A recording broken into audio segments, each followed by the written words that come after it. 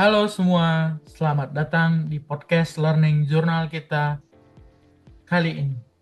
Tema kali ini adalah What We Can Do to Make PU Better and Stronger. Bersama saya, Yohanes Boy, dan ada 6 teman lainnya. Yuk kita ngobrol bareng. Siap ya? Siap. Siap. Siap. Oke, menurut kalian, tantangan terbesar PU itu sekarang apa ya? Aku dulu kali ya, pertama yang nanggepin. Ya, Kalau boleh. menurut aku, tantangan utamanya itu ada di percepatan pembangunan ya. Karena PU itu saat ini punya target yang tinggi, tapi waktu dan sumber dayanya tuh yang ada terbatas. Nah, tapi Mas, makanya kalau semua ini dipercepat malah bagus kan? Soalnya jadi rakyat tuh bisa lebih cepat ngerasain manfaatnya. Misal jalan selesai lebih cepat, ya otomatis orang-orang bisa langsung pakai buat aktivitas sehari-hari. Distribusi barang jadi lancar, dan ujung-ujungnya sih ekonomi jadi lebih baik. Jadi kalau dipikir-pikir, kecepatan itu bukan cuma soal ngebut biar cepat kelar, tapi biar manfaatnya juga lebih cepat sampai ke masyarakat sih menurutku. Iya betul Mas. Ya tapi resiko kualitasnya tuh bisa menurun ya. Karena kalau terburu-buru tuh biasanya agak ada miss lah. Nah, sudah banyak nih proyek-proyek yang diburu-buru tuh biasanya. Nah, biasanya kalau proyek yang seperti ini tuh sebelum operasi aja tuh kadang-kadang udah perlu perbaikan. Nah itu, setuju. Mau nimpalin ya. Makanya nih harus ada keseimbangan antara kecepatan sama kualitas. Kalau salah satunya dikorbankan, hasilnya bisa jadi nggak maksimal. Emang benar kebutuhan masyarakat akan infrastruktur itu cepat. Tapi kalau nggak jaga mutu, cuma pentingin waktu pun bisa jadi malah jadi rusak mulu, perbaikan lagi, duit lagi. Contohnya ini kalau di Bina Marga, konservasi lagi yang kena, dikit-dikit rating, perbaikan lagi, plat buaya overlay lagi, bahkan jadi harus milling dulu, parah-parahnya nanti rekonstruksi lagi. Ada baiknya kualitas tuh beneran diperhatiin dari awal, baik itu kualitas bahannya maupun alatnya. Sambil tetap perhatiin waktu pastinya. Tapi perhatiin waktu itu bukan dengan cari shortcut. Kalau konteksnya percepatan pembangunan, kayak yang dibilang masyarakat sama Sarwo tadi, yang dicari itu kerja yang efisien, efektif, bukan ambil jalan pintasnya. Efisien sama efektif ini misalnya koordinasinya jangan lambat lah, harus gercep. Langkah dan keputusan yang diambil pun harus jelas. Review HPS, review desain itu harus jelas, biar nggak banyak adendum biaya ataupun waktu lagi di belakang nanti. Atau digitalisasi, baik dalam perencanaan maupun monitoring. Digitalisasi monitoring udah ada via monitoring sih ya. Jadi progres sama deviasinya bisa dipantau secara berkala. Supply chain pun jangan sampai molor. Carilah metode lokal yang mumpuni. Kalau material lokalnya kurang mumpuni, cari metode konstruksi yang bisa ngatasin itu. Yang aku pelajarin dari beberapa senior aku adalah BMW. Biaya, mutu, sama waktu. Ketiganya ini harus jalan bareng, nggak bisa diutamain salah satu doang. Saya izin nanggepin juga ya. Saya tadi setuju sama pernyataan Mbak Safira, Mas Sofan, sama Mas Sarwo sebelumnya. Tapi menurut saya mungkin selain soal percepatan dan kualitas, transparansi juga jadi tantangan besar nih di PU sendiri. Dan saya sebelumnya tuh lihat data dari Indonesian Corruption Watch tahun 2022 nunjukin ada 250 dari 579 kasus korupsi yang ditindak aparat penegak hukum yang berkaitan dengan pengadaan barang dan jasa, di mana lebih dari 58%-nya itu adalah kasusnya ada di sektor infrastruktur, termasuk jalan dan jembatan. Nah, itu baru yang ketahuan nih dan ditindak. Padahal di lapangan diyakini masih lebih banyak lagi angkanya. Nah, dari situ kelihatan nih masalahnya bukan cuma soal kemampuan ngebut bangun atau bikin kualitas bagus doang. Tapi gimana publik bisa yakin kalau anggaran betul-betul dipakai buat kepentingan mereka, bukan malah disalahgunain. kalau prosesnya itu nggak terbuka dan banyak kasus korupsi yang terjadi di bidang infrastruktur, kayak yang tadi aku sebutin, wajar kalau misalnya masyarakat itu curiga.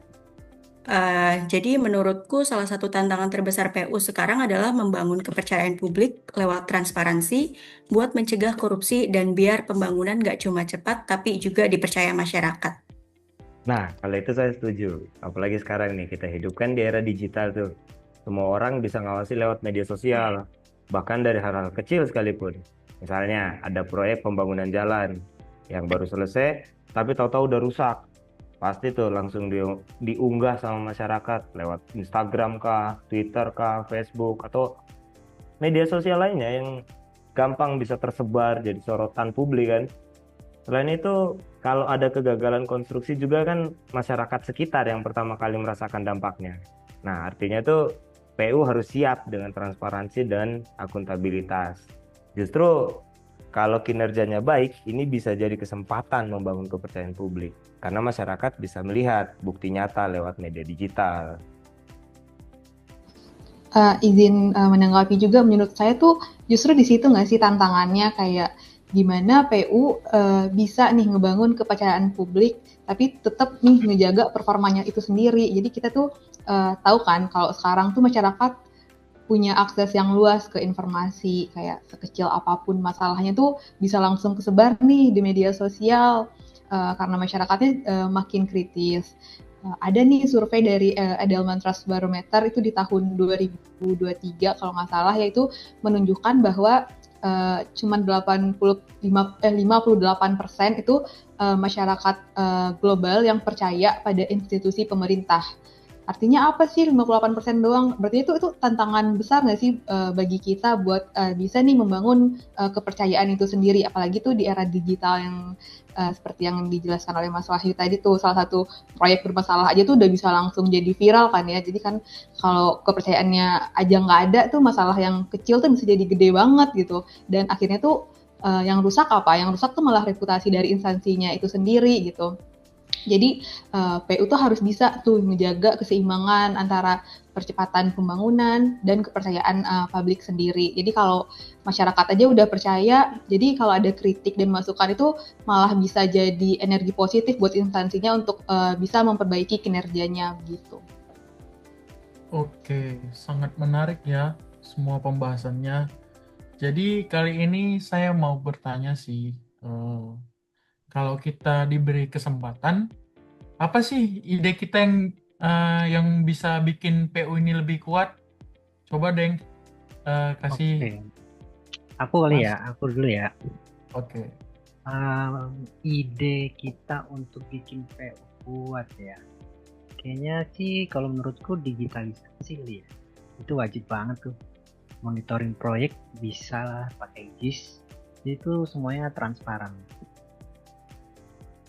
Jadi menurut saya kalau cuma digitalisasi doang tuh datanya juga kelihatan cakep, tapi ya tetap aja sih kalau nggak dicek di lapangan bisa keliru. Soalnya yang di layar tuh kadang nggak sesuai sama kenyataannya. Jadi ya baik.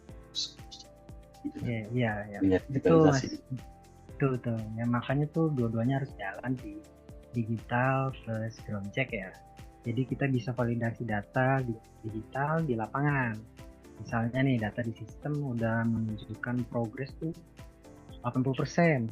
Nah pas kita cek di lokasi ternyata baru fondasi. Nah itu kan berarti kan belum selesai, belum sampai 80% kan. Nah informasi ini nih bisa kita langsung update di sistem jadi datanya akurat. Kalau aku pribadi, aku lebih fokus sama SDM-nya. Soalnya mau teknologi sehebat apapun, udah digitalisasi secanggih apapun, kalau orangnya nggak bisa pakainya, nggak bisa memfungsikan, jadinya juga kurang maksimal. SDM-nya pun harus punya skill set yang diperlukan. Skill set-nya itu contohnya teknis, manajerial, sama soft skill. Gitu aja. Teknis tuh berarti harus tahu cara kerja di lapangan, harus tahu standar mutu, SNI, SOP, spek umum, spek khusus juga deh kalau perlu. Manajerial berarti ya setidaknya harus bisa manage diri sendiri dan waktu lah, dan harus bisa koordinasi efektif. biar kerjaannya benar-benar lancar, berjalan, saya beres. Soft skills ya yang kelihatannya basic kayak penting banget ya, kayak disiplin, berintegritas, kemampuan komunikasi, bisa kerjasama, adaptif, itu kelihatannya basic, bahkan bisa jadi sepele, tapi kalau nggak ada soft skill itu ya kacau juga. Dan itu semua bisa didapatkan secara informal dari pekerjaan sehari-hari, belajar dari lingkungan, dari senior, atau yang formal, itu ikut pelatihan atau sertifikasi yang relevan. Banyak kok cara untuk capacity building, yang penting mau aja dulu.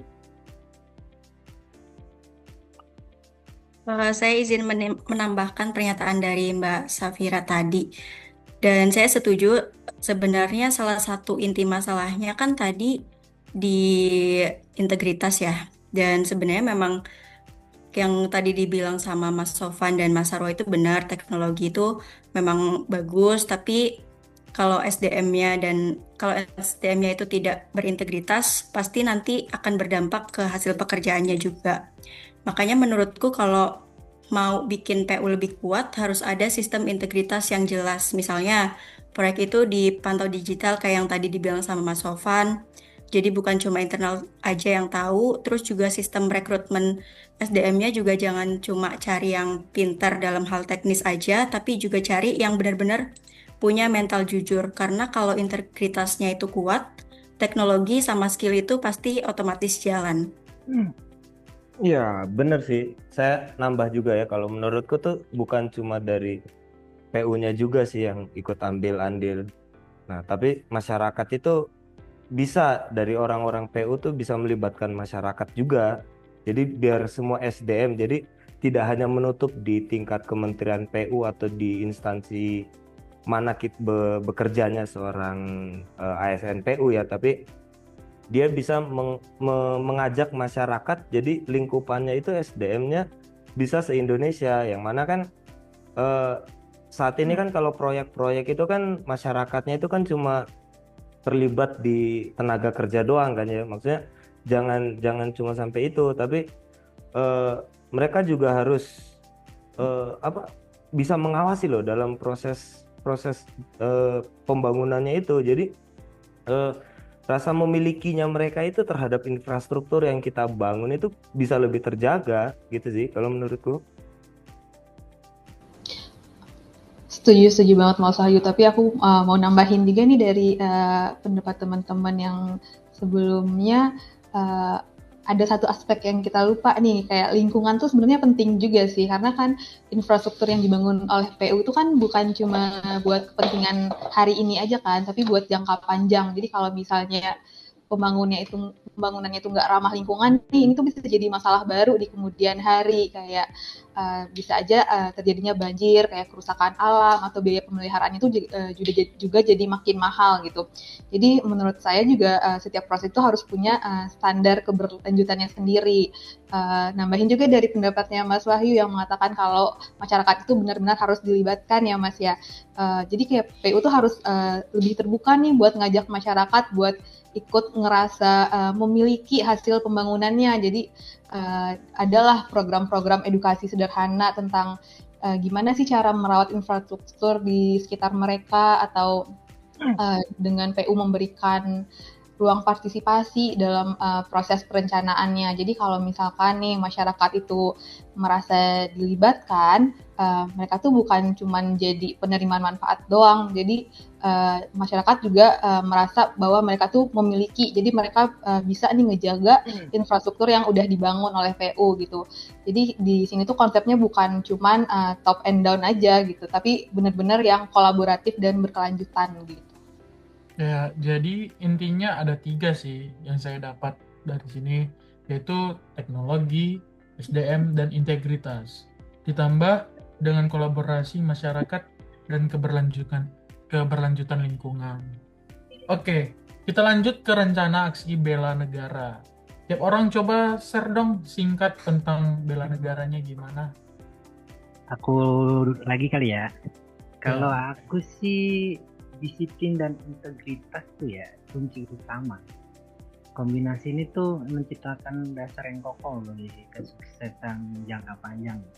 Jadi baik bagi individu dan organisasi tuh, yaitu sangat berpengaruh lah itu.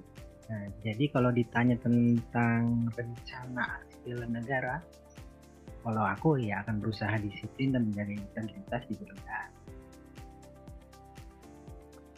Lanjut saya kali ya. Saya mikir gini sih, dunia sekarang tuh rasanya kan cepat banget berubah tuh. Teknologi tiap hari ada aja yang baru. Yang kemarin masih kita anggap canggih, hari ini udah kelihatan ketinggalan. Makanya menjaga bela negara saya pengennya tuh fokus belajar tadi teknologi baru, jadi biar lebih relevan. Kalau aku mau aktif ikut pelatihan atau workshop biar SDM makin kuat. Dari PU pun udah disediain berbagai pelatihan dan sertifikasi, udah difasilitasin. Aku mau memanfaatkan fasilitas itu. Bentuk bela negaraku adalah seperti itu. Dan belajar dari lingkungan juga, sama senior-senior, sama siapapun yang bisa sharing ilmu di lingkungan aku. Oke, mungkin next aku kali ya. Kalau dari aku sendiri, menurutku rencana bela negara itu bisa dilakuin mulai dari transparansi dan keterbukaan. Misalnya mulai dari hal kecil aja gitu yang kita lakuin sehari-hari, misalnya datang tepat waktu, terus bikin laporan kerja sesuai fakta tanpa ditambah-tambahin atau dikurangin. Terus misalnya kalau misalnya ada masyarakat atau atasan yang nanya, kita jawab dengan jujur dan jelas. Terus kita juga bisa biasain update progres kerja lewat grup atau papan informasi internal biar semua orang tahu. Nah, langkah-langkah kecil kayak gitu tuh menurutku udah bentuk bela negara karena kita jaga kepercayaan dari orang-orang di sekitar kita, mulai dari rekan kerja sampai masyarakat luas. Nah, kalau saya malah lebih ke situ, Mbak. Saya itu maunya ngajak masyarakat sekitar untuk peduli jaga infrastruktur kita. Karena kalau sampai terjadi kegagalan konstruksi itu, masyarakat sendiri yang paling duluan rasakan dampaknya tuh. Entah itu jalan rusak, jembatan putus, banjir, atau apalah. Semua yang jadi saya maunya masyarakat itu bukan cuma dia itu harus berpartisipasi penting dengan cara ya mungkin dengan membentuk perlindungan diri mereka sendiri kayak tadi itu, lebih aware terhadap infrastruktur yang dibangun.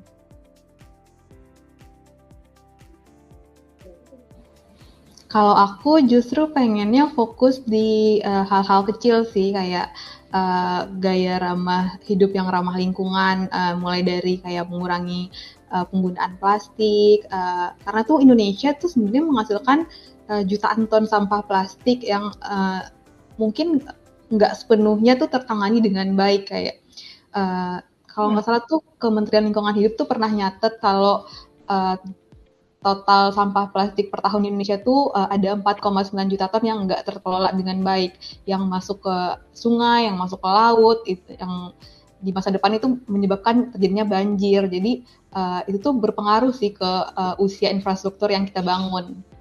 Selain itu juga hal-hal kecil lainnya adalah meningkatkan kesadaran akan hemat energi, karena kan konsumsi listrik nasional itu tumbuh rata-rata tuh sebesar 4,9% ya per tahunnya. Kalau kita nggak imbangi nih dengan pola hidup hemat energi, mungkin pembangunan sektor energi yang didukung oleh PU tuh makin malah terbebani gitu loh.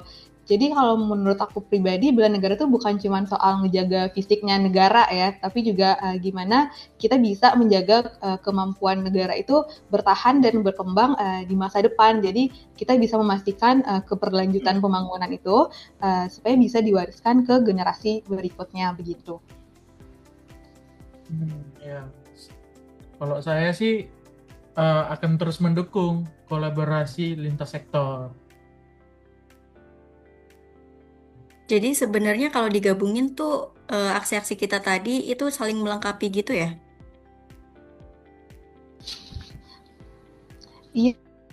Iya, kayak puzzle gitu ya, kayak setiap potongan tuh mungkin kelihatannya kayak kecil, kayak sederhana, tapi kalau rumah lain itu saling nutupin celah. Tadi ada yang memperkuat teknologi, ada yang mau fokus ke SDM, ada yang menjunjung integritas dan transparansi, ada yang ngajak masyarakat, dan ada juga yang pengen menjaga lingkungan gitu loh. Jadi kayak semuanya punya peran yang penting lah. Oke, berarti diskusi kita ini seru banget ya. Dari sini kita banyak belajar kalau PU itu bisa lebih baik dengan kombinasi teknologi, SDM unggul, integritas, kolaborasi, dan keberlanjutan. Semoga kita bisa berkontribusi sekecil apapun itu. Terima kasih. Salam. Terima kasih. Salam bela negara. Salam bela negara. Salam bela negara. Salam bela negara.